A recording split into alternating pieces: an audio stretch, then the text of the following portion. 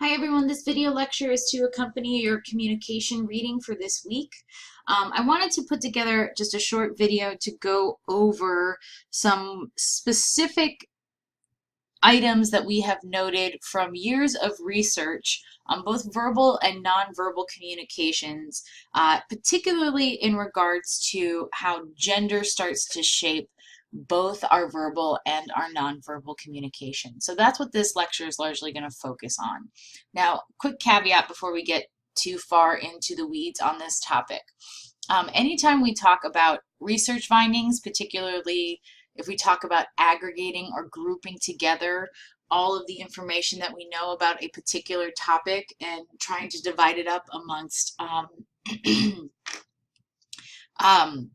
discrete categories, you're going to find that this you're going to find that there will always be exceptions basically to our grander statements about in general how men and women communicate. So while I'm going to share with you information that we know about kind of patterns of gendered communication both verbally and non-verbally, I do understand that there are exceptions to every rule, right? So you should understand that as well as you're consuming this, right? I'm not saying that all men communicate this way or that all women communicate this way. Of course, there's variation, all right? But what we do know is that by and large, when men enter into communications with women, they tend to adhere to certain patterns and vice versa for women. And the same is true for when men enter into communications with other men and when women enter into communications with other men. There just seems to be patterns about how people go about navigating both verbal and nonverbal cues to one another that is heavily colored by the gender role socialization process. So we're going to talk a little bit about that in this lecture. And I want to start with kind of presenting some statements to you and having you ponder whether or not they are true or false. I'm going to answer whether or not they're true or false throughout the lecture. But let's take a look at the statement. So first, men talk more than women. Statement 2, men are more likely to interrupt women than other men.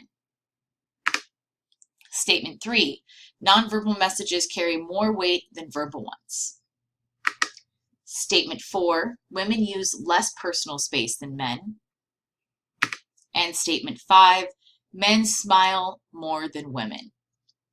So take a moment, maybe if you have a scrap piece of paper, jot down whether you think each statement is true or false. Again, I'm going to kind of answer that throughout the lecture, and I'll show you at the very end what the answers are in case you didn't quite catch all of the answers.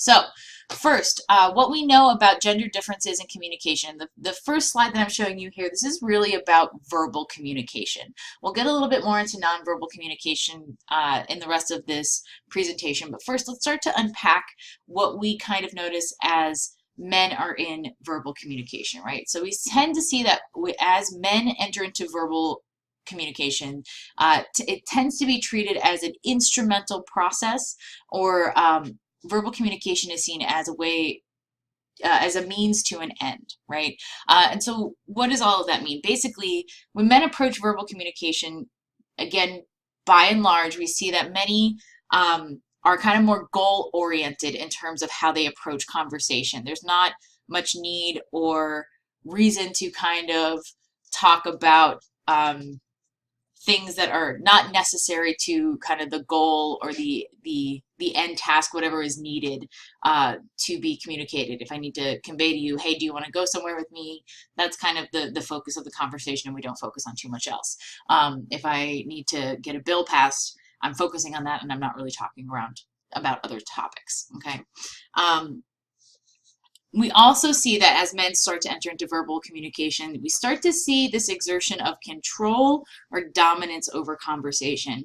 And this is actually through a couple of interesting things. One, we see that men actually do tend to talk more than women, particularly when we're looking at mixed gender settings, okay?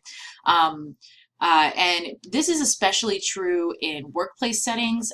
This is proven in research of boardrooms.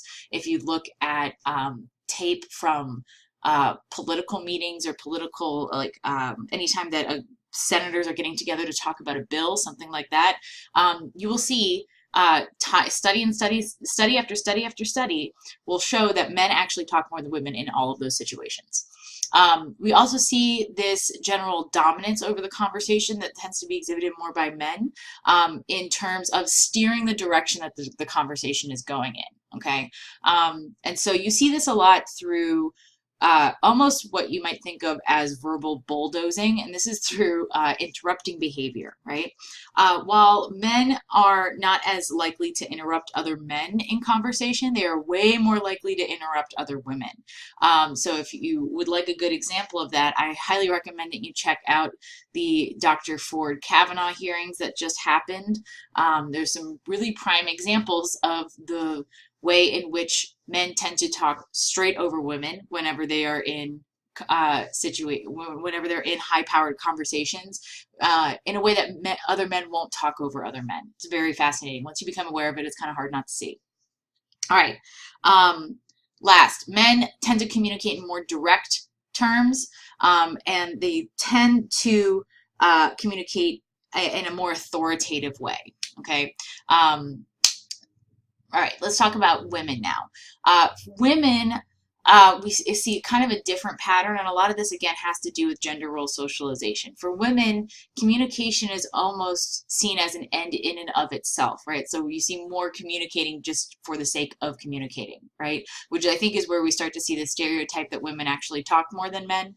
But again, when we get into mixed gender settings, that stereotype does not hold up at all. And because women are more socialized to see conversation or the art of verbal communication as an end in and of itself, women are often put into the role of conversational maintenance. So while you see that men do actually talk more than women, women are more likely to ask questions than men in any given conversation. Some research indicates that in an average conversation, women ask about 3 times as many questions as men do. So that performs the work of conversational maintenance, and it also contributes to this dominance of men in conversations, because they're the ones giving answers, never the ones asking for information, right? Women are also more likely to engage in personal disclosure in communications. They're more likely to talk in emotion-laden terms or to throw emotions into verbal communication. The last two are really important, and these are the things that really kind of color the way that women start to communicate verbally. First, verbal hedges and qualifiers. Verbal hedges and qualifiers are things like, I feel you may be wrong, I'm sorry, but ... right? These are just ways in which we throw in little verbal, almost caveats to the information that comes later in our statement. And again, this is very much a characteristic of women, or at least that we see when women communicate. So if any of you are Amy Schumer fans, Amy Schumer had a show called Inside Amy Schumer on Comedy Central, and she did a skit about a bunch of very smart women on an academic panel, and basically every single sentence they had, I'm sorry, but, and then they would continue to talk, and at the very end they would say, I'm sorry again. And this kind of perfectly exemplifies what we were talking about here with verbal hedges and qualifiers. It's this tendency of women to constantly throw I'm sorry and to apologize in conversation. And this is something that, again, is backed up through lots of observational research. The very last thing that we see are verbal fillers and fluencies. So verbal fillers and fluencies are things like, but, things like that, just to kind of fill out the speech and to fill out communication patterns, right? Again, we see this more characteristically in the way that women communicate verbally than the way men do. All right, let's talk a little bit about nonverbal communication. Nonverbal communication is so important. In fact, it's one of the most important things for creating meaning. It's estimated that anywhere from 50 to 80% of meaning is contained in nonverbal communication when we're in face-to-face communications. And some other research indicates that nonverbal messages carry over 4 times the weight of verbal messages. So we really see, quote unquote, see nonverbal communication when we are engaging in face-to-face encounters, and it really colors how we think that interaction worked. So nonverbal communications, these are things like gestures, facial expressions, how you look. You can also communicate nonverbally through your clothing. This is probably why maybe you've heard something about how you dress at a job interview really says a lot for you. My father always said, dress for the job you want, not the one you have. And it's because you're communicating things to your employer with the way that you present yourself. You communicate things with your clothing all the time. So keep that in mind as you go about places.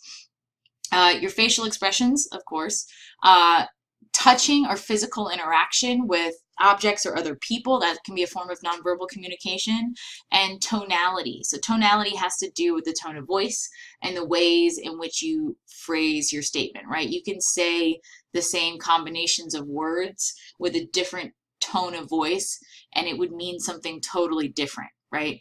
It's the difference between saying, take out the trash, sweetie, in kind of a high sing-songy voice that sounds really nice and sweet. Or you can say, take out the trash, sweetie, where it sounds like you're barking at someone. And that definitely conveys a different message than the first time I said, take out the trash. All right. So some functions of nonverbal communication.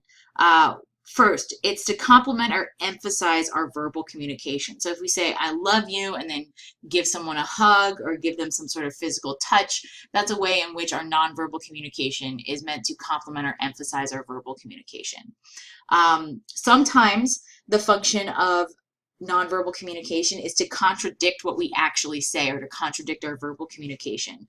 So if we say, I love you, and give someone a really pained look, or if we say, I love you, and kind of roll our eyes afterwards, right? That nonverbal communication totally betrayed what I just said verbally, which should be a signal to the person who is in that interaction with me that I maybe didn't really mean it, or maybe I'm actually mad at you. Okay. Sometimes our nonverbal communications serve to repeat the message that was just said. So if we do I love you plus a passionate kiss, that could just be kind of I love you plus I love you, right? Nonverbal communications also regulate communication, right?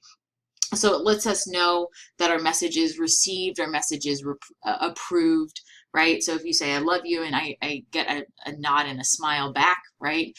It's a way to kind of say, yes, I heard you, and I accept this message without actually saying anything, right? So which kind of relates to our next point, is that nonverbal communication can sometimes just be an entire substitute for words, right?